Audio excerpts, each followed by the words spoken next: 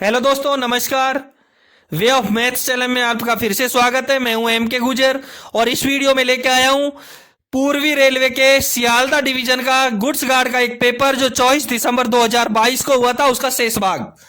इससे पहला मैंने एक भाग हल करवा दिया है, उसका लिंक मैंने डिस्क्रिप्शन में दे रखा है। यह गुड्स गार्ड का पेपर है जिसमें 110 क्वेश्चन है। इससे पहले के वीडियो में मैंने 1 से लेकर के 40 तक के क्वेश्चन हल करवा दिए हैं, उसका लिंक मैंने डिस्क्रिप्शन में दे रखा है, वो आप उधर से देख लें। और ये सियालदा डिवीजन का है, गुड्स गार्ड का पेपर है जो 24 दिसंबर 2022 को हल हुआ था पूर्वी रेलवे का। और इस वीडियो में हम देखेंगे क्वेश्चन नंबर 41 से सियालदा डिवीजन का पूर्वी रेलवे का गुड्स गार्ड का पेपर 24 दिसंबर 2022 का 41 नंबर का क्वेश्चन देखें।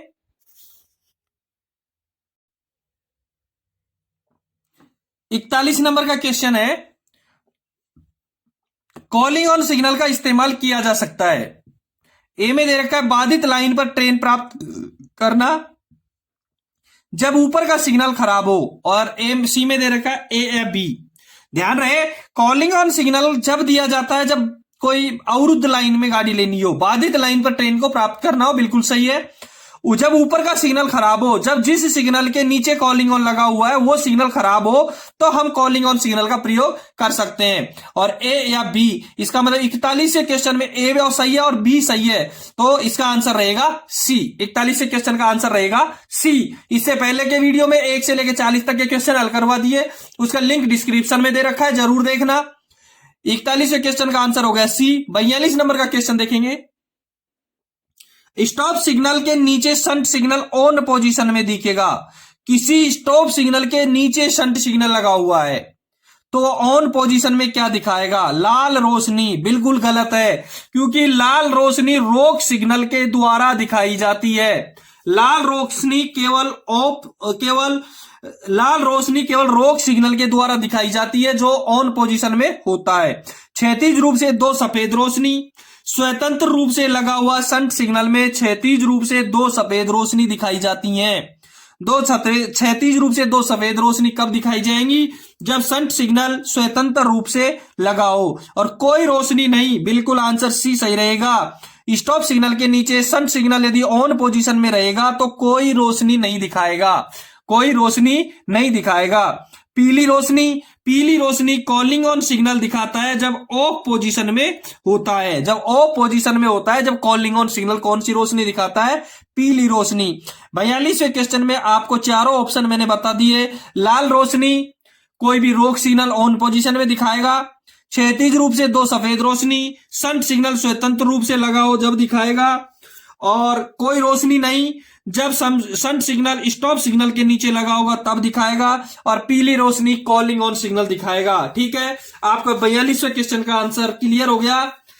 43 नंबर का क्वेश्चन देखेंगे। 43 नंबर के क्वेश्चन में है, स्लिप साइडिंग का उद्देश्य क्या है? स्लिप साइडिंग का उद्देश्य किसकी सुरक्षा करना है? ए में आउटलाइन साइडिंग, बी में ब्लॉक सेक्शन, सी में स्टेशन सेक्शन और डी में स्टेशन सीमा। और 44वें नंबर के क्वेश्चन में दे रखा है, कैच साइडिंग का उद्देश्य क्या है? सुरक्षा करना है। दोनों दे रखे हैं, स्लिप साइडिंग दे रखा है, कैच साइडिंग दे रखा है। एक चीज मैं बता दूं आपको, दोनों के दोनों क्वेश्चन स्लिप साइडिंग और कैच साइडिंग का 7 जुलाई 2021 को एक मैसूर डिवीजन के स्टेशन मास्टर का पेपर हुआ था, उसमें सेम ऐसे कैसे आए थे। 7 जुलाई 2021 को मैसूर डिवीजन में स्टेशन मास्टर के पेपर में दोनों क्वेश्चन ऐसे कैसे आए हैं। दोस्तों, ये प्रश्न है वो एक दूसरे पेपर में बहुत 100% रिपीट होते हैं, 100% रिपीट होते हैं ये प्रश्न। इसलिए आप पुराने पेपर जरूर याद करें, एक बार सब पेपरों को एक बार दोहराएं। यदि आपको पीडीएफ चाहिए तो मेरे टेलीग्राम लिंक पे क्लिक करें, और यदि आपके पास कोई पेपर है तो मुझे आप व्हाट्सएप और टेलीग्राम पे जरूर भेजें, मैं आपको उनके लिंक हल करके जरूर भेजूंगा। बहुत सारे पेपर मैंने हल करवा रखे हैं, उनका लिंक मैंने सबका इस डिस्क्रिप्शन में दे रखा है, वो आप जरूर देखें। यदि आप चैनल पे नए हैं तो एक बार चैनल को जरूर सब्सक्राइब करें। देखें स्लिप साइडिंग, 43वें नंबर के क्वेश्चन में मैं आपको स्लिप साइडिंग बता देता हूं। स्लिप साइडिंग मेरे स्क्रीन पे भी आपको दिखाई दे रही है, और स्लिप साइडिंग में आपको बता भी देता हूं क्या होती है। स्लिप साइडिंग उन स्टेशनों पर बनाई जाती है जहां स्टेशन ऊंचाई पर बना हो और ब्लॉक सेक्शन की ओर अत्यधिक ढलान हो। स्लिप साइडिंग उन स्टेशनों पर बनाई जाती है जहां स्टेशन ऊंचाई पर बना हो और ब्लॉक सेक्शन की ओर अत्यधिक ढलान हो, जिसके कारण स्टेशन पर रखे हुए किसी भी वाहन के, क्लियर कर लेना, जिसके कारण स्टेशन पर रखे हुए किसी भी वाहन के ब्लॉक सेक्शन की ओर रोल होकर जाने की संभावना रहती है। स्लिप साइडिंग हमेशा स्टेशन सेक्शन में ही बनाया जाता है, बहुत इंपॉर्टेंट है। स्लिप साइडिंग हमेशा स्टेशन सेक्शन में ही बनाया जाता है और स्लिप साइडिंग हमेशा ब्लॉक सेक्शन का बचाव करती है। स्लिप साइडिंग हमेशा ब्लॉक सेक्शन का बचाव करती है। 43वें क्वेश्चन का आंसर क्लियर हो गया, बी। 44वां क्वेश्चन में कैच साइडिंग दे रखी है, सुन लो, कैच साइडिंग के बारे में भी आप देख लेंगे। कैच साइडिंग की परिस्थिति के अनुसार, कैच साइडिंग को परिस्थिति के अनुसार स्टेशन सीमा या ब्लॉक सेक्शन दोनों में कहीं भी बनाया जा सकता है।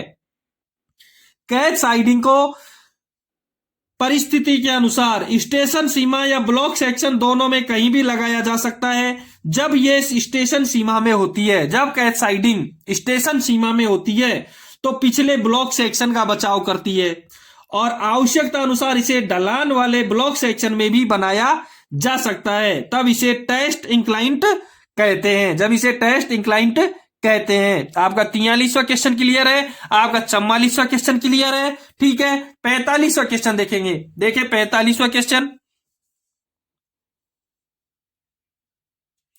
दिन में हरी झंडी और रात में सफेद रोशनी को ऊपर और नीचे, सीधा ऊपर और नीचे जितना संभव हो उतना ऊंचा और नीचा लहराना दर्शाता है। दिन में हरी झंडी और रात में सफेद बत्ती जितना हो उतना ऊपर नीचे क्या दर्शाता है? धीरे धीरे आगे बढ़े, सिग्नल देने वाले व्यक्ति से दूर हटे और सी में आगे बढ़ना। ये गलत प्रिंट हो गया थोड़ा, इसकी जगह यहां ट्रेन पार्टिंग है तुम्हारे पेपर में। इसकी जगह आपके जो पेपर था उसमें ट्रेन पार्टिंग था, इसलिए इसको हम ट्रेन पार्टिंग पढ़ेंगे।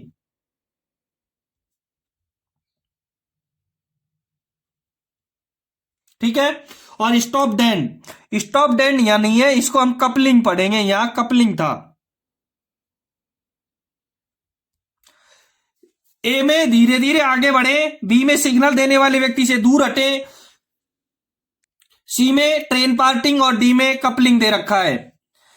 जब दिन में हरी बत्ती और रात में सफेद रोशनी को ऊपर नीचे संभवतः जितना हो सके ऊपर नीचे लहरा रहता है, तो इसका आंसर होगा ट्रेन पार्टिंग। इसका आंसर होगा ट्रेन पार्टिंग। 45वें क्वेश्चन का आंसर रहेगा सी। 45वें क्वेश्चन का आंसर रहेगा सी, ठीक है। 46 नंबर का क्वेश्चन देखेंगे। किसी व्यक्ति के शरीर पर क्षैतिज रूप से एक सफेद प्रकाश को हिंसक रूप से लहराना इंगित करता है। किसी व्यक्ति के शरीर पर क्षैतिज रूप से एक सफेद प्रकाश को हिंसक रूप से लहराना इंगित करता है। ट्रेन पार्ट हो गई, ट्रेन पार्ट का मैंने अभी क्लियर करवा दिया। 45वें क्वेश्चन में दिखाने वाले व्यक्ति से दूर हटना, आगे बढ़ना या स्टॉप डेंड, रोकना, बिल्कुल डी आंसर इसका सही रहेगा, रोकना। स्टॉप डेंड बिल्कुल रोकना है, उसका संकेत बिल्कुल रोकना है, वहीं रोकना है। किसी व्यक्ति के शरीर पर क्षैतिज रूप से एक सफेद प्रकाश को हिंसक रूप से लहराना इंगित करता है स्टॉप डेंड का, वहीं रोकने का, ठीक है। 47वां क्वेश्चन देखेंगे। डेटोनेटर के सफल परीक्षण के बाद एक्सटेंशन की अधिकतम संख्या है। सफल परीक्षण के बाद देखो, डेटोनेटर की उम्र होती है 5 वर्ष, डेटोनेटर की एज है 5 वर्ष, और 5 वर्ष में हम उसको इंस्पेक्शन करके, निरीक्षण करके 1 साल बढ़ा देंगे, फिर निरीक्षण करके 1 साल बढ़ा देंगे, फिर निरीक्षण करके 1 साल बढ़ा देंगे। कुल एक्सटेंशन हम 3 बार कर सकते हैं, इसलिए 47वें क्वेश्चन का आंसर रहेगा 3, डी, सी। 47वें क्वेश्चन का आंसर रहेगा सी। 3 बार हम एक्सटेंशन कर सकते हैं, 3 बार हम एक्सटेंशन कर सकते हैं, ठीक है। 48 नंबर का क्वेश्चन देखेंगे। खराब सिग्नल पास करने का अग्रिम प्राधिकार, खराब सिग्नल पास करना है T3693B। किसी खराब या ऑन सिग्नल को पोजीशन में पार करने का प्राधिकार है T3693B, इसलिए इसका आंसर रहेगा ए। T3691 ये है खराब आगमन रोक सिग्नल, खराब सिग्नल नहीं है, खराब आगमन रोक सिग्नल का पास करने का अग्रिम प्राधिकार T3691। खराब आगमन रोक सिग्नल को पास करने का अग्रिम प्राधिकार T3691। TC 1425 अप साइड की PLCT टिकट है। TC 1425 अप साइड का PLCT टिकट का नंबर है TC 1425। और T409 सतर्कता आदेश है, कॉशन ऑर्डर का नंबर है T409। 48वें का आंसर रहेगा ए। क्लियर है। T3693B खराब सिग्नल को पास करने का प्राधिकार, T3691 खराब आगमन रोक सिग्नल को पास करने का अग्रिम प्राधिकार, TC 1425 अप साइड का PLCT टिकट, और T409 कॉशन ऑर्डर या सतर्कता आदेश का नंबर है। ठीक है, 48वां क्लियर हो गया आपका। 49 नंबर का क्वेश्चन देखेंगे, 49 नंबर का क्वेश्चन है, जब लोको पायलट को डेटोनेटर के अलावा किसी अवरोध की चेतावनी का संकेत मिलना है तो वह करेगा। जब लोको पायलट को एक संकेत मिलता है, डेटोनेटर के अलावा किसी अवरोध की चेतावनी का संकेत मिलता है, तो वो क्या करेगा? सावधानी से आगे बढ़ेगा? नहीं। अगले स्टेशन तक जाएगा और रिपोर्ट करेगा? नहीं। रुकावट को देखकर रुकेगा? नहीं। तुरंत रुक जाना, बिल्कुल तुरंत रुकेगा। यदि उसको डेटोनेटर के अलावा किसी अवरोध या चेतावनी का संकेत मिलता है तो वो तुरंत रुकेगा। क्या करेगा? वो तुरंत रुकेगा। इसलिए 49वें क्वेश्चन का आंसर रहेगा डी। 49वें क्वेश्चन का आंसर रहेगा डी, इसका आंसर रहेगा। ठीक है, 50वां क्वेश्चन देखेंगे। 50वें क्वेश्चन में है, लोको पायलट और गार्ड को नियमित काम के लिए बुक करने से पहले 3 LR ट्रिप दिए जाएंगे। क्लियर है कि लोको पायलट या गार्ड को नियमित काम करने के लिए बुक करने से पहले 3 LR ट्रिप दिए जाएंगे, जिसमें बीच में एक ट्रिप शामिल है सूर्यास्त से सूर्योदय का, नहीं।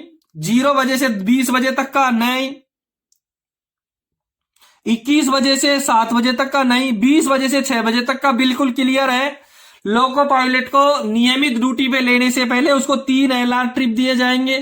2 ट्रिप उसको दिन में दिए जाएंगे, 1 ट्रिप उसको 20 बजे से 6 बजे तक के बीच में दिया जाएगा। इसलिए 50वें क्वेश्चन का आंसर रहेगा डी, 20 बजे से 6 बजे तक। 50वें क्वेश्चन का आंसर रहेगा डी, 20 बजे से 6 बजे तक के। दोस्तों, इस पेपर में क्वेश्चन नंबर 1 से लेकर के 50 तक आपके रेलवे से संबंधित, डिपार्टमेंट से संबंधित क्वेश्चन थे। अब 51 नंबर से जो क्वेश्चन शुरू होते हैं वो होते हैं गणित के क्वेश्चन, नॉर्मल मैथ के क्वेश्चन शुरू होते हैं। देखते हैं 51 नंबर का क्वेश्चन देखें। 51 नंबर के क्वेश्चन में है, दी गई भिन्नों में से सबसे छोटी भिन्न कौन सी है? दी गई भिन्नों में से सबसे छोटी भिन्न कौन सी है? अब भिन्न देखें कौन कौन सी है, देखेंगे। 51 नंबर का क्वेश्चन है, 1/2, 2/3, 3/4 और 1/4। बहुत सरल तरीका बताऊंगा इसको हल करने का। छोटी भिन्न कौन सी है इसमें? सबसे पहले इनको पॉइंटों में लिख दो। 1 में 2 का भाग देंगे, 1/2 का मतलब होता है आधा, 0.5, 0.5। 2/3, 3 का भाग 2 में देंगे, जाएगा नहीं, इसलिए 0.20 हो जाएगा। 3 6 18, बच गया 2, फिर 20 हो जाएगा। 3 6 18, 0.6। 3/4, 4 का भाग 3 में नहीं जाता है, पॉइंट लगा दो, 30 हो जाएंगे। 4 7 28, 4 7 28, 2 बच गए और 4 पंजे 20। 1/4, 1/4 का मतलब होता है आधे से आधा, 0.25। आधे से आधा, आधा तो 1/2 है ही, 0.50 जीरो हम लगा सकते हैं। देखो 0.50, 0.66, 0.75 और 0.25। सबसे छोटा 0.25, इसलिए सबसे छोटी भिन्न कौन सी होगी? 1/4। 51 नंबर के क्वेश्चन का आंसर रहेगा डी, 1/4। ठीक है, क्लियर हो गया। 52 नंबर का क्वेश्चन देखेंगे, देखें। सेम 51 नंबर के क्वेश्चन का उल्टा है, दी गई भिन्नों में से सबसे बड़ी भिन्न कौन सी है? इन भिन्नों में से सबसे बड़ी भिन्न देखनी है। 5/7, 6/7, 3/5 और 2/3। इसमें चारों भिन्नों में से सबसे बड़ी भिन्न कौन सी है, देखते हैं। 52 नंबर का क्वेश्चन देखें। पहली भिन्न है 5/7, 6/7, 3/5 और 2/3। पॉइंटों में लिख दो। नीचे की संख्या बड़ी है, सब में ऊपर की छोटी है, तो दशमलव लगेगा। 50 हो गए, 7 7 49, एक बच गया, एक के 0 लगा दिया, 7 एकम 7, ठीक है। 6/7 में पॉइंट लगा दिया, 60 हो गए, 7 तो 8 56, बच गए 4, 40 हो गए, 7 पंजे 35। 3/5 में पॉइंट लगा दिया, 30 हो गए, 5 6 की 30, 6 बार गया, पॉइंट के बाद कितना ही 0 लगा दो, कोई दिक्कत नहीं है। 2/3 में पॉइंट लगा दिया, 20 हो गए, 3 का भाग 20 में दिया, 3 6 18। अभी पहले 51 नंबर में 2/3 को हल किया है, पॉइंट 66। सबसे बड़ी 71, 85, 60, 66। 85 इसका सबसे बड़ा है, इसलिए 6.7 इसका आंसर रहेगा। 52वें क्वेश्चन का आंसर रहेगा बी। 52 नंबर के क्वेश्चन का आंसर रहेगा बी, इसका आंसर रहेगा, ठीक है, क्लियर। 53 नंबर का क्वेश्चन देखेंगे। एक शिविर में 120 पुरुष या 200 बच्चों के लिए भोजन है। बहुत क्लियर कर लेना। 120 पुरुष या 200 बच्चे दोनों बराबर है। 120 पुरुष या 200 बच्चे दोनों बराबर है। यदि 150 बच्चों ने भोजन कर लिया है तो शेष भोजन में कितने पुरुष पूर्ति होंगी। बहुत आसानी से, बहुत क्लियर तरीके से समझना। 120 पुरुष, 53 नंबर का क्वेश्चन है। 120 पुरुष, थोड़ा सा ध्यान देने की जरूरत है, या बराबर है 200 बच्चों के। 120 पुरुष 200 बच्चों के बराबर हैं। 120 पुरुष कितने बच्चों के बराबर हैं? चाहे तो आप 120 पुरुषों को जिमा दो, चाहे तो आप 120 पुरुषों को खाना खिला दो, चाहे 200 बच्चों को खाना खिला दो।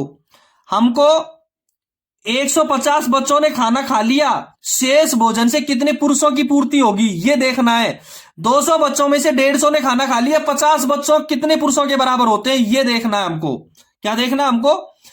200 बच्चों में से 150 ने खाना खा लिया, कितने बच्चे बच गए?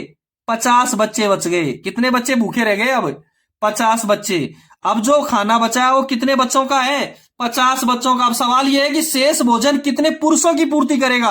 अब हमको यह बताना है कि ये 50 बच्चे कितने पुरुषों के बराबर हैं। 50 बच्चे कितने पुरुषों के बराबर हैं? ध्यान रहे, 200 बच्चे बराबर 120 पुरुष, तो एक बच्चा बराबर 120/200 पुरुष। कितने बच्चे हैं हमारे पास? 50 बच्चों का भोजन है। 200 बच्चे बराबर 120 पुरुष, एक बच्चा बराबर 120/200 पुरुष, और 50 बच्चे बराबर 120/200 गुणा 50। इतने पुरुष आ जाएंगे। 50 का भाग 200 में दिया, 4 बार गया, 4 का भाग 120 में दिया, 30 बार गया। कितने पुरुषों का भोजन बाकी है? अब 30 पुरुषों का भोजन बाकी है। कितने पुरुषों का भोजन बाकी है? अब 30 पुरुषों का भोजन बाकी है। 53 नंबर के क्वेश्चन का आंसर रहेगा बी, 30 पुरुष। क्या आंसर रहेगा इसका? बी आंसर रहेगा, 30 पुरुष। यदि किसी को किसी पेपर कंफ्यूज है किसी प्रश्न में, तो आप मेरे को कमेंट्स बॉक्स में जरूर कमेंट करें, ठीक है। 54 नंबर का क्वेश्चन देखेंगे। देखें, आप हल कर रहे हैं गुड्स गार्ड का पेपर 24 दिसंबर 2022 को जो हुआ था, पूर्वी रेलवे का सियालदा डिवीजन का, वो पेपर आप हल कर रहे हैं। 54 नंबर का क्वेश्चन देखेंगे।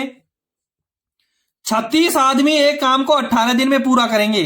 36 आदमी एक काम को 18 दिन में पूरा कर सकते हैं, तो 27 आदमी उस काम को कितने दिन में पूरा करेंगे? 36 आदमी एक काम को 18 दिन में पूरा कर सकते हैं, तो 27 आदमी उस काम को कितने दिन में पूरा करेंगे? बहुत सरल सवाल है, बहुत इजी सवाल है। देखेंगे आप, 54 नंबर का क्वेश्चन है, 36 आदमी एक काम को करते हैं 18 दिन में। 36 आदमी एक काम को करते हैं 18 दिन में, तो एक अकेला आदमी कितने दिन में करेगा? 36 गुणा 18 में, 36 गुणा 18 में। लेकिन क्वेश्चन है 27 आदमी, बिल्कुल 27 आदमी इस काम को पूरा करेंगे। इसमें 27 का भाग दे दो आप। 9 चौके 36 और 9 तिये 27, 3 एकम 3, 3 6 18, 6 चौके 24 दिन में। 27 आदमी कितने दिन में काम करेंगे? वो 24 दिन में। इसलिए आंसर इसका रहेगा 94 का बी आंसर रहेगा 24 दिन। इसका आंसर क्या रहेगा? बी आंसर रहेगा 94 का 24 दिन। बिल्कुल क्लियर है आपको? कोई दिक्कत हो तो बता देना। 55 नंबर का क्वेश्चन देखेंगे। यदि धारा की गति 2 किलोमीटर प्रति घंटे है, धारा की गति, नदी की धारा की गति 2 किलोमीटर प्रति घंटे है और शांत जल में नाव की गति 10 किलोमीटर प्रति घंटे है, तो धारा के अनुकूल 60 किलोमीटर की दूरी तय करने में लगने वाला समय ज्ञात करो। समय ज्ञात करना है। क्या ज्ञात करना है? समय ज्ञात करना है। बहुत इजी सवाल है। देखो 55 नंबर का क्वेश्चन है, धारा की गति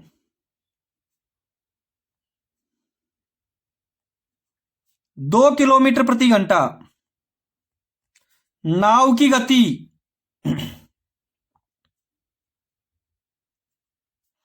10 किलोमीटर प्रति घंटा, धारा के अनुकूल, दो चीजें होती हैं, धारा के प्रतिकूल और धारा के अनुकूल। धारा के प्रतिकूल और धारा के अनुकूल। अनुकूल, धारा की अनुकूल गति। यदि अनुकूल गति पूछ रहा है तो धारा की गति और नाव की गति जुड़ जाएंगी। अनुकूल पूछ रहा है तो 2 + 10 = 12 किलोमीटर प्रति घंटा। धारा की अनुकूल गति 12 किलोमीटर प्रति घंटा। लेकिन सवाल में जब प्रतिकूल पूछेगा तो नाव की गति में से धारा की गति की घटा दिया जाएगा। 10 में से 2 घटा देंगे, 8 हो जाएगी। प्रतिकूल गति 8 हो जाएगी, अनुकूल गति कितनी हो जाएगी? 12 हो जाएगी। और दूरी कितनी है? 60 किलोमीटर। दूरी कितनी है? 60 किलोमीटर। जब हमको गति दे रखी है, स्पीड हमको दे रखी है 12 किलोमीटर प्रति घंटे और हमको दूरी दे रखी है 60 किलोमीटर। 60 किलोमीटर है ये। हमको दूरी दे रखी है 60 किलोमीटर और गति दे रखी है 12 किलोमीटर प्रति घंटा। तो हम समय ज्ञात करेंगे। क्या ज्ञात करेंगे? हम समय ज्ञात करेंगे। और समय ज्ञात करने का सूत्र होता है समय बराबर दूरी बटा चाल। समय बराबर दूरी बटा चाल। दूरी इसकी 60 है, चाल इसकी 12 है। 12 पंजे 60। कितने घंटे लगा देंगे? 5 घंटे लगा देगी। 60 किलोमीटर दूरी तय करने में नाव कितना समय लगा देगी? 5 घंटे लगा देगी। 55 नंबर के क्वेश्चन का आंसर रहेगा बी, 5 घंटे। 55 नंबर के क्वेश्चन का आंसर रहेगा बी, 5 घंटे। बिल्कुल क्लियर है? आप देखें 56 नंबर का क्वेश्चन। उससे पहले मैं आपको बता दूं, यदि आपने चैनल को सब्सक्राइब नहीं किया है तो एक बार सब्सक्राइब जरूर करें। देखेंगे 56 नंबर का क्वेश्चन। 56 नंबर के क्वेश्चन में है, एक 250 मीटर लंबी ट्रेन, एक 250 मीटर लंबी ट्रेन प्लेटफार्म को 10 सेकंड में पार करती है। 250 मीटर लंबी ट्रेन प्लेटफार्म को 10 सेकंड में पार करती है। ट्रेन की गति क्या है? लंबाई दे रखी है 250 मीटर लंबी ट्रेन प्लेटफार्म को 10 सेकंड में पार करती है। ठीक है, गति क्या है? गति रहेगी इसकी, दूरी 250 मीटर लंबी ट्रेन। ध्यान रखो प्लेटफार्म की लंबाई नहीं दे रखी है, प्लेटफार्म की लंबाई दे ही नहीं रखी है। 250 मीटर लंबी ट्रेन प्लेटफार्म को 10 सेकंड में पार करती है। ट्रेन की गति क्या है? निकाल ही नहीं सकते, निकाल ही नहीं सकते। कैसे निकालोगे? लंबी ट्रेन का दे रखा है, ट्रेन की लंबाई दे रखी है, इसमें ट्रेन की लंबाई दे रखी है, प्लेटफॉर्म की लंबाई नहीं दे रखी है। तो डाटा अपर्याप्त डाटा है, इसमें अपर्याप्त डाटा है। यदि किसी खंबे को पार करने की कहते तो दूरी में समय का भाग दे देते, चाल आ जाती, 25 आ जाता। लेकिन इसमें आपको प्लेटफार्म दे रखा है, प्लेटफार्म की लंबाई होती तो ही हम इसको हल कर सकते थे, इसलिए 56वें क्वेश्चन का आंसर डी रहेगा। ठीक है, 57 नंबर का क्वेश्चन देखेंगे। 200 मीटर लंबी ट्रेन 36 सेकंड में अपनी लंबाई के 2 गुने प्लेटफार्म को पार करती है। बिल्कुल सेम सवाल है, लेकिन इसमें प्लेटफार्म की लंबाई दे रखी है। 57 नंबर का क्वेश्चन देखेंगे।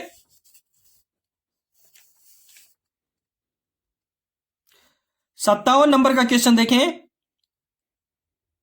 दूरी 200 मीटर तो लंबी ट्रेन है, तो 200 मीटर तो अपनी ट्रेन की लंबाई खुद की हो जाएगी। अपनी लंबाई के 2 गुने लंबे प्लेटफार्म को, 400 मीटर लंबा प्लेटफार्म है, कितना हो गया, 600 मीटर हो गया। 400 मीटर लंबा प्लेटफार्म है, इसलिए 600 मीटर हो गया। चाल क्या है इसकी, 36 सेकंड। चाल समय दे रखा है 36 सेकंड, चाल ये पूछ रहा है, 36 सेकंड दे रखा है। चाल ज्ञात करेंगे, और चाल ज्ञात करने का सूत्र होता है दूरी बटा समय। दूरी बटा समय, दूरी 600 बटा समय 36। 600 में 36 का भाग देंगे, 6 का भाग 36 में दिया, 6 6 36, 100 बटा 6 आ गया। क्या आ गया, 100 बटा 6 मीटर प्रति सेकंड। 100 बटा 6 मीटर प्रति सेकंड। लेकिन हमको किस में बदलना है, किलोमीटर प्रति घंटे में। किलोमीटर प्रति घंटे में, ध्यान रहे, किलोमीटर प्रति घंटे में। मीटर प्रति सेकंड को किलोमीटर प्रति सेकंड में बदलने के लिए 18 बटा 5 से गुणा करते हैं। 18 बटे 5 से गुणा करते हैं। 100 बटा 6 गुणा 18 बटे 5, 6 तिये 18, और 5 का भाग 100 में दिया तो 20 पंजे 100, 20 तिये 60 किलोमीटर प्रति घंटे। ट्रेन की चाल क्या है, 60 किलोमीटर प्रति घंटा। ट्रेन की चाल क्या रहेगी, 60 किलोमीटर प्रति घंटा। 57वें क्वेश्चन का आंसर रहेगा ए। 57वें क्वेश्चन का आंसर रहेगा ए, इसका आंसर रहेगा। ठीक है, 57वें क्वेश्चन का आंसर ए रहेगा। देखेंगे 58 नंबर का क्वेश्चन देखें। ए ने 200 रुपए उधार लिए, ये 2000 रुपए हैं भैया। ए ने 2000 रुपए उधार लिए, 3 साल बाद 10% साधारण ब्याज की दर से वापस भुगतान किया। भुगतान की गई राशि चक्रवृद्धि ब्याज नहीं है, साधारण ब्याज है। 58वां क्वेश्चन देखेंगे। देखो 58वां, मूलधन दे रखा है 2000, समय 3 साल दे रखा है, और दर 10%। सबको गुणा करके 100 का भाग दे दो, ब्याज आ जाएगा। साधारण ब्याज में मूलधन दे रखा है, समय दे रखा है, दर दे रखी है, सबको गुणा करके 100 का भाग दे दो, ब्याज आ जाएगा। इस जीरो से इस जीरो को काट दो, इस जीरो से इस जीरो को काट दो, 200 को 3 से गुणा कर दो, 600। 600 तो ब्याज हो गया। मूलधन कितना हो गया, 2000। कितने लौट आएगा वो, 2600 रुपए लौट आएगा। कितने लौट आएगा वो, 2600 रुपए लौट आएगा। 58वें क्वेश्चन का आंसर क्या होगा, बी, 2600 रुपए लौट आएगा। इसका आंसर हो गया बी, इसका आंसर हो गया। ठीक है, क्वेश्चन हो गया हल। 58वां क्वेश्चन हो गया, बी आंसर सही है। 59 नंबर का क्वेश्चन देखेंगे। देखें 59 नंबर के क्वेश्चन में है, रजनी ने एक साड़ी 200 रुपए में खरीदी और उसे 150 रुपए में बेच दी, उसकी हानि प्रतिशत बताओ। 200 रुपए में खरीदी और 150 रुपए में बेच दी, 50 रुपए का लॉस हो गया। 200 रुपए पे कितने का लॉस हो गया, 50 रुपए का लॉस हो गया। 200 रुपए पे 50 रुपए का लॉस हो गया 200 रुपए पे, तो 100 रुपए पे कितने का हो गया, 25 का। 200 रुपए पे 50 का लॉस हो गया, तो 100 रुपए पे कितने का, 25 पे। तो हानि कितना प्रतिशत हो गई, 25% हानि हो गई। 59वें क्वेश्चन का आंसर हो गया बी। क्लियर है। 200 रुपए पे हानि हो गई 50 रुपए की, तो 100 रुपए पे हानि होगी 25 रुपए की। 59वें क्वेश्चन का आंसर हो गया बी, 25 रुपए। 60वां क्वेश्चन देखेंगे। 60वें क्वेश्चन में एक साइकिल को 330 रुपए में बेचने पर एक आदमी को 10% का लाभ होता है। साइकिल का लागत मूल्य ज्ञात करना है, इसकी क्रय मूल्य ज्ञात करना है, उसने कितने में खरीदा और 330 रुपए में बेच दिया, लाभ कमा लिया 10%, क्रय मूल्य ज्ञात करना है। देखेंगे 60 नंबर का क्वेश्चन है, विक्रय मूल्य उसने दे रखा है 330 रुपए, उसने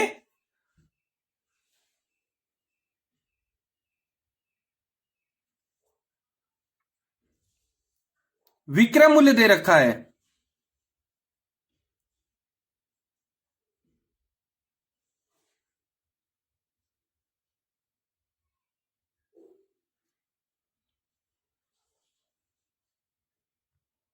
330 रुपए इसका विक्रय मूल्य है।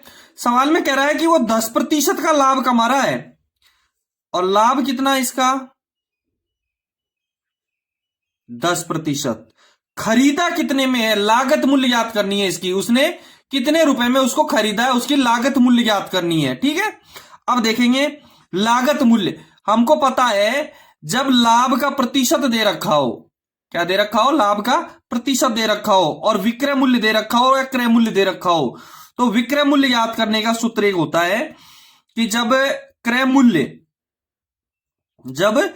मूल्य गुणा 100 प्लस लाभ प्रतिशत, क्रय मूल्य गुणा 100 प्लस लाभ प्रतिशत बटा 100 करते हैं, क्रय मूल्य को 100 प्लस लाभ प्रतिशत बटा 100 करते हैं, तो उसे गुणा करते हैं तो विक्रय मूल्य प्राप्त होता है।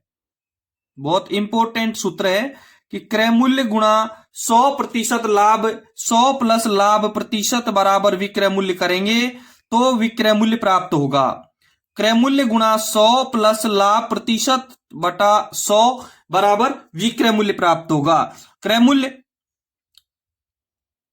ज्ञात करना है, गुणा 100 प्लस लाभ प्रतिशत 10 बटा 100 बराबर विक्रय मूल्य 330 रुपए।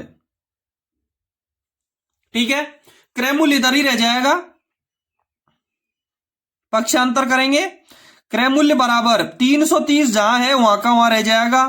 अब 110 बटा 100 है इधर, 110 बटा 100 उधर जाएंगे तो 100 बटा 110 उल्टा हो जाएगा। इधर जो संख्या भिन्न में है ये भिन्न उधर जाएगी तो उल्टी हो जाएगी। 110 है ये, 100 प्लस 10 110, 110 का भाग 330 में दिया, 3 बार गया, 3 को 100 से गुणा किया, 300 रुपए। साइकिल का क्रय मूल्य कितना हो गया 300 रुपए, साइकिल का क्रय मूल्य कितना हो गया 300 रुपए। 60वें क्वेश्चन का आंसर हो गया 300 रुपए। 300 रुपए में उसने साइकिल खरीदी, 60वें क्वेश्चन का आंसर सी प्राप्त हो गया। ठीक है, कोई दिक्कत हो तो कमेंट बॉक्स में जरूर कमेंट करें। 61 नंबर का क्वेश्चन देखेंगे, he is not to for what has happened, blamed, be blamed और बी ब्लेम और ब्लेम वर्ती। ठीक है, ये दे रखा है, इसका हिंदी अनुवाद होगा he is not to be blamed for what has happened, जो कुछ हुआ, व्हाट हैज हैपेंड, जो कुछ हुआ, he is not to be blamed for, उसके लिए दोषी नहीं दिया जाना चाहिए। He is not to be blamed, इसमें बी ब्लेम्ड का यूज होगा, बी आंसर सही रहेगा। He is not to be blamed, उसे दोष नहीं दिया जाना चाहिए, फॉर के लिए, व्हाट हैज हैपेंड, जो कुछ हुआ। He is not to be blamed for what has happened, जो कुछ हुआ उसके लिए उसे दोष नहीं दिया जाना चाहिए। 61 नंबर के क्वेश्चन में बी आंसर सही रहेगा। 62 नंबर का क्वेश्चन देखेंगे, Kamala's fountain pen is Shyama's expensive, सब में एक्सपेंसिव दे रखा है। कमलाज फाउंटेन पेन, कमला का fountain pen, is expensive, first form expensive Shyama's, Shyam के पेन से। कमला का फाउंटेन पेन महंगा है श्याम से। 62वें क्वेश्चन का सी आंसर सही रहेगा, एक्सपेंसिव। ठीक है, 63 नंबर का क्वेश्चन देखेंगे, the number of school drops the number of school drops, A R is और वर का यूज करना है, क्वाइट डिस्टर्बिंग। ध्यान रहे ड्रॉपर्स एस या ई एस लग रहा है फर्स्ट फॉर्म के साथ, इसलिए प्रेजेंट टेंस होगा, और प्रेजेंट टेंस होगा तो इज का प्रयोग होगा। The number of school drops is quite disturbing. School छोड़ने वालों की संख्या काफी परेशान करने वाली है। The number of school drops, school छोड़ने वालों की संख्या इज क्वाइट डिस्टर्बिंग, बहुत परेशान करने वाली है। ड्रॉप्स ड्रॉप्स ड्रॉप्स में एस या ई एस लग रहा है, इसलिए इज का प्रयोग होगा। 63वें क्वेश्चन का सी आंसर सही रहेगा। ठीक है, 64 नंबर का क्वेश्चन देखेंगे। एट स्टेशन, स्टेशन नीचे ए दी एन, प्रीपोजिशन ए एन दी का प्रयोग है। ध्यान रहे दी प्रीपोजिशन का प्रयोग किसी व्यक्ति वस्तु का निश्चित स्थान या फिर उसका महत्व दर्शाने के लिए किया जाता है। स्टेशन का प्रयोग, स्टेशन एक स्थायी चीज है, स्थायी संज्ञा है, नाउन है स्थायी, इसलिए स्टेशन से पहले दी का प्रयोग करेंगे। एट द स्टेशन, स्टेशन पर। आई विल हायर ए कुली, मैं एक कुली करूंगा। To carry my bag, bag ले जाने के लिए। स्टेशन पर, एट द स्टेशन, स्टेशन पर। I will hire a coolie to carry my bag, मैं यहां अपना सामान ले जाने के लिए एक कुली रखूंगा। स्टेशन से पहले दी का प्रयोग करेंगे। ठीक है, 64वें क्वेश्चन का आंसर रहेगा बी। 65 नंबर का क्वेश्चन देखेंगे। It is necessary that everybody Khalistan have a house. It is necessary, ये आवश्यक है, दैट की एवरीबडी प्रत्येक व्यक्ति, हैव ए हाउस घर होना चाहिए, शुड चाहिए। It is necessary that everybody, ये आवश्यक है कि प्रत्येक व्यक्ति को शुड हैव ए हाउस, एक घर होना चाहिए। यह आवश्यक है कि प्रत्येक व्यक्ति के पास एक घर होना चाहिए, शुड का प्रयोग होगा चाहिए। 65वें क्वेश्चन का आंसर रहेगा B, should have a house. ठीक है, 66 नंबर का क्वेश्चन देखेंगे। She is married, she is married, वह शादीशुदा है या उसकी शादी हुई है। एन इंजीनियर, शादी के लिए टू का प्रयोग, टू एन इंजीनियर, एक इंजीनियर से। She is married to an engineer, उसकी शादी एक इंजीनियर से हुई है। She is married to an engineer, उसकी शादी एक इंजीनियर से हुई है। 66वें क्वेश्चन का आंसर रहेगा ए। 67 नंबर का क्वेश्चन देखेंगे। क्वेश्चन से पहले यदि आप चैनल पे नए हैं तो एक बार चैनल को सब्सक्राइब जरूर करें। देखिए 67वां क्वेश्चन, 67 नंबर के क्वेश्चन में है that job is perfect him. For, to और विद का यूज करना है। फॉर हिम, उसके लिए। दैट जॉब इज परफेक्ट, वह नौकरी एकदम सही है। फॉर हिम, उसके लिए, उसके लिए। The that job is perfect for him, वह नौकरी उसके लिए एकदम सही है। ठीक है, 67 नंबर के क्वेश्चन में आंसर रहेगा ए, फोर का यूज हो जाएगा। 68 नंबर का क्वेश्चन देखेंगे। It is old television set. Old, ध्यान रहे प्रीपोजिशन ए एन दी का प्रयोग। Old, A E I O you से पहले एन प्रीपोजिशन का प्रयोग करेंगे, इसलिए 68वें क्वेश्चन के ओल्ड से पहले एन का यूज होगा। सी आंसर सही रहेगा। It is an old television set, यह एक पुराना टेलीविजन सेट है। It is an old television set, यह एक पुराना टेलीविजन सेट है। 68वें क्वेश्चन का आंसर रहेगा सी। ठीक है, 69वां नंबर का क्वेश्चन देखेंगे। She is tall, taller, very tall और टेलेस्ट। टेलेस्ट का मतलब लंबा। देन सीता, सी इज वह, टालर एंड देन सीता, तुलना कर रहे हैं इसलिए टालर का यूज होगा। She is taller than Sita, वह सीता से लंबी है। क्वेश्चन का आंसर रहेगा बी। 69वें क्वेश्चन का आंसर बी रहेगा। She is taller than Sita, वह सीता से लंबी है, वह सीता से लंबी है। 70 नंबर का क्वेश्चन देखेंगे। द टू ब्रदर्स लव, और खालिस्तान दे रखा है other, one each every between. Each एक दूसरे को। द टू ब्रदर्स लव, दो भाई प्यार करते हैं ईच अदर एक दूसरे से। The two brothers love each other, दोनों भाई एक दूसरे से प्यार करते हैं। 70वें क्वेश्चन का आंसर रहेगा बी, ईच। ये थे अंग्रेजी के क्वेश्चन। और अब आते हैं डिपार्टमेंटली क्वेश्चन, देखेंगे 71 नंबर का क्वेश्चन। 71 नंबर के क्वेश्चन में है रनिंग स्टाफ को वर्गीकृत किया गया है इंटेंसिव, एक्सक्लूडेड, कंटिन्यूअस और ईआई रोस्टर। रनिंग स्टाफ को कंटिन्यूस में वर्गीकृत किया गया है, इनको डिफाइन किया गया कंटिन्यूस। रनिंग स्टाफ को वर्गीकृत किया गया है, आंसर इसका रहेगा सी, कंटिन्यूस। ठीक है, 71वें क्वेश्चन का आंसर सी रहेगा। 72 नंबर का क्वेश्चन देखेंगे। 7th पीसी 7वें पे कमीशन के अनुसार प्रथम श्रेणी पास करने के लिए ग्रेड पे की पात्रता मानदंड है।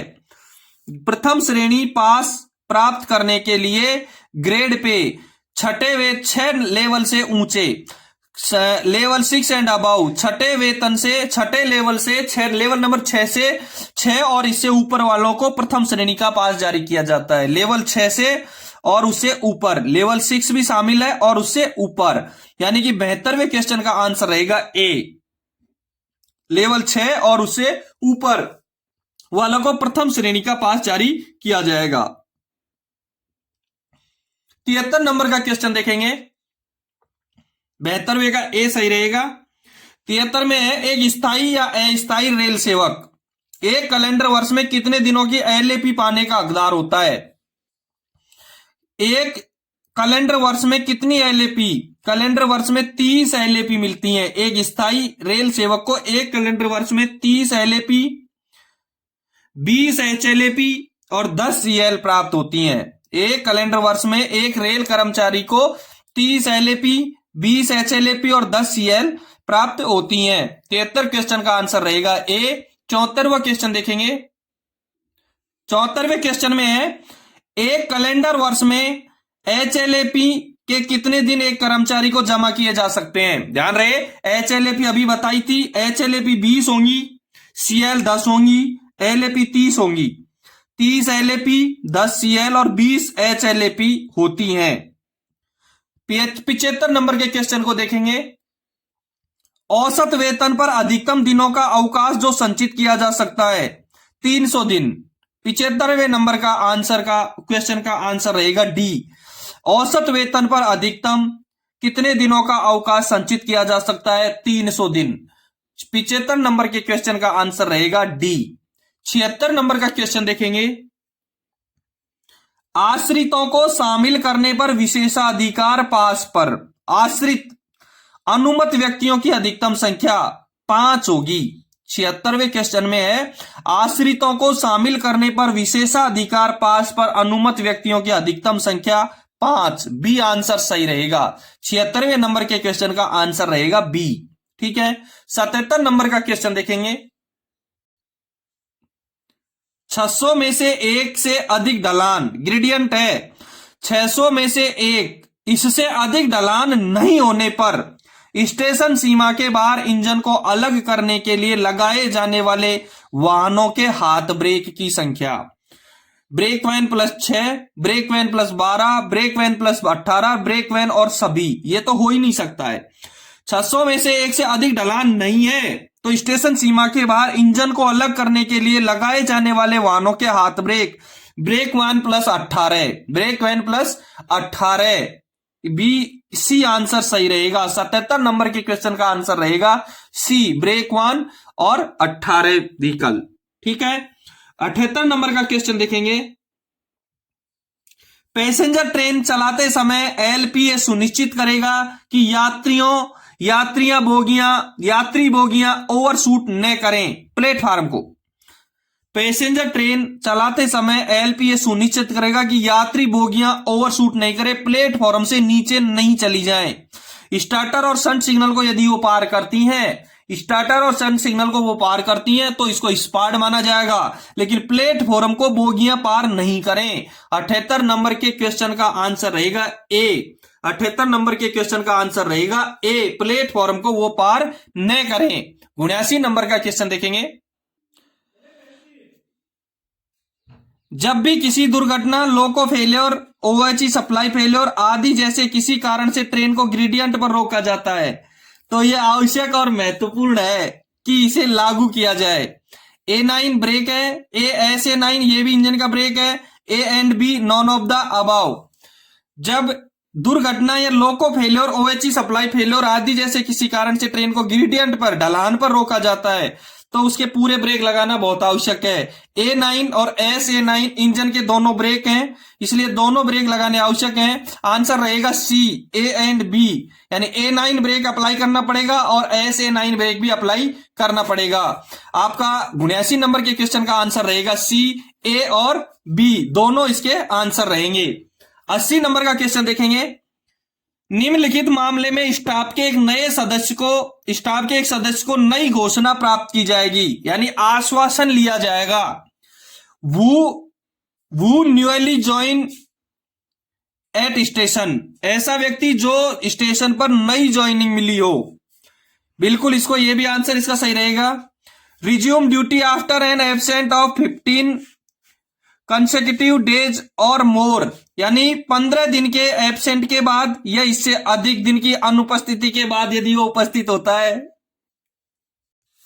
15 दिन यदि वो ड्यूटी से एब्सेंट रहता है या बाहर रहता है उसके बाद में आएगा तो आश्वासन दिलाना है।